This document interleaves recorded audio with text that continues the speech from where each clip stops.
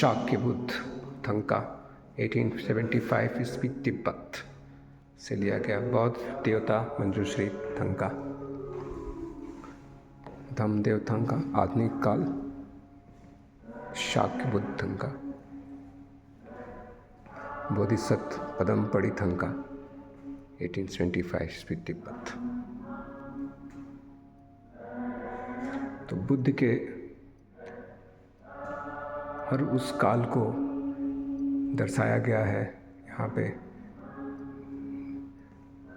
बिल्कुल फैक्ट जो आप जानना चाहते हैं, आप यहाँ आए, देखें इस पदमपाड़ी अवलोकितेश्वर थंका आधुनिक काल तिब्बत।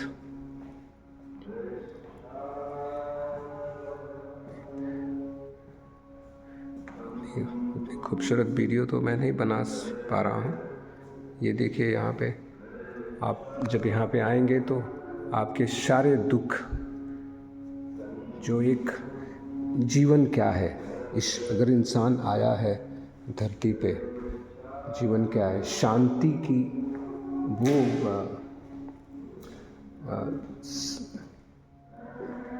उस टॉप लेवल से आप अपने आप को सेटिस्फाई कर पाएंगे, जो पीसफुलनेस है, जो म्यूज़िक है। बुद्धं शरणं गच्छामि, धम्मं शरणं गच्छामि। आइए अब हम आगे बढ़ते हैं। ये बाल संग्रहालय गतिविधि क्षेत्र में, चिल्ड्रेंस म्यूजियम एक्टिविटी जोन में। आप देखिए, इसमें तथागत बुद्ध के सारे चीज़ों को दर्शाया गया है, जो बेहतरीन। अगर देश हमारा इस चीज़ को अगर हम लाभ पाएँ, अपने भारत को ये चीज़ ठीक से हम बता पाएँ, तो सचमुच प्रेम होगा देश में। और मानव में कोई भेद नहीं, सब लोग समान हैं। आइए ह्यूमन इवोल्यूशन चिल्ड्रंस गैलरी में चलते हैं, मानव विकास बाल वीथिका में आगे बढ़ते हैं। यहाँ पे आइए, ये देखिए, ये आपका पहचाना आपने, क्या है ये वाल्मीकि जी हैं। ये creation of epics, writing epics, स्थापत्य कला, architecture, this is the things. Okay, this things is going on. Ajanta Ellora है ये। आप देखिए कि अजंता एलोरा की गुफाएं महाराष्ट्र के औरंगाबाद शहर के समीप स्थित हैं, है ना। Ajanta Ellora caves are located near Aurangabad city, है ना। The things is going on. आप देखिए, ये आपके जो भी चीज़ें कैसे बनाई गई हैं, इतनी, अगर आप आते हैं तो ये देखिए, ये पेंटिंग्स देखिए, अब किस तरह से राइटिंग्स बन रही हैं, ये चीज़ें किस तरह से क्रिएट किए जा रहे हैं। The right things is writing. Movements देखिए, मूवमेंट्स कैसे किए जा रहे हैं। तो एक आप अगर गोरखपुर में जब भी आप आते हैं तो ये चीज़ें जो आपको, जो भारत को बताएंगे कि एक्चुअल में भारत क्या था, फैक्ट, जो सच्चाई है, वो आपको दिखेंगी, है ना। ये सिक्कों का प्रचलन कैसे होता था, इंडस वैली सिविलाइजेशंस के बारे में उन्होंने बताया है। इस तक द थिंग्स, खाद्य उत्पादक मानव कृषि आरंभ जो हुए थे महानव पाषाण काल 9000 ईसा पूर्व से 1000 ईसा पूर्व को क्रांति की संज्ञा दी जाती है, क्योंकि इस काल में मानव के जीवन में आमूल चूल परिवर्तन हुए थे। नव पाषाण काल तक आदि मानव ने पशुपालन और खेती करने की प्रारंभिक तरीकों की खोज कर ली थी। अब वो जान गया था कि मानव और पशु पक्षियों द्वारा खाकर फेंके हुए फलों के बीजों से नए पौधे उगाते हैं। खेती करने की कला एक महत्वपूर्ण खोज थी, जिसके कारण मानव को भोजन की तलाश में भटकने की ज़रूरत नहीं रही थी। और अब उसने एक जगह बसना सीख लिया था। मानव को जब खाद्य सामग्री की कमी पड़ने लगी, तब उसने खेत की खुदाई पत्थर लकड़ी से बने औजारों से करके ज़मीन में बीज बोना शुरू कर दिया था। धीरे धीरे उसने मिट्टी और उसकी निराई गुड़ाई और पौधों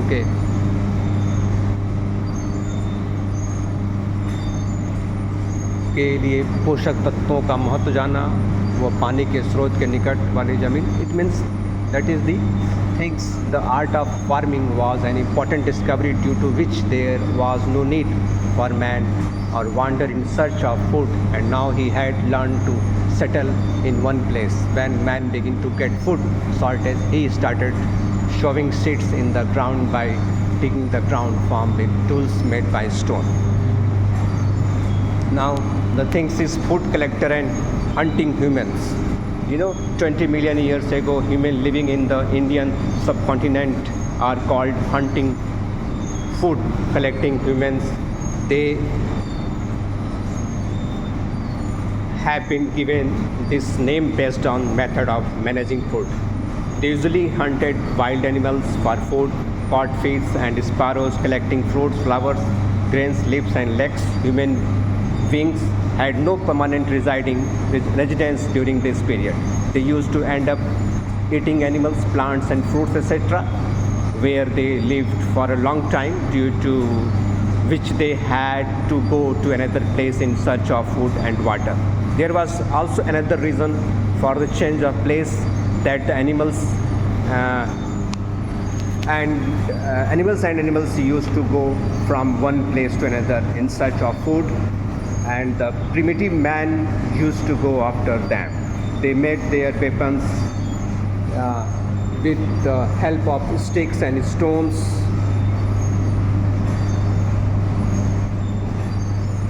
Use the bark of trees and the skins of animals as textiles. Used to live in caves and tumbers to avoid rain, sun and cold. The things is really marvelous. 20 lakh साल पहले भारतीय उपमहाद्वीप में रहने वाले मानव को आखेटक, खाद्य संग्राहक मानव कहा जाता है। भोजन का प्रबंध करने की विधि के आधार पर उन्हें यह नाम दिया गया। ये सामान्यतया भोजन के लिए जंगली जानवरों का शिकार किया करते थे।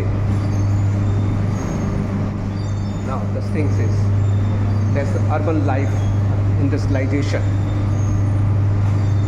While urbanization and industrialization have given science, technology, knowledge, education, and a good scientific understanding to individuals, it has also created problems to crores of people. Urban life is filled with many kinds of movement. There is more crowd and noise.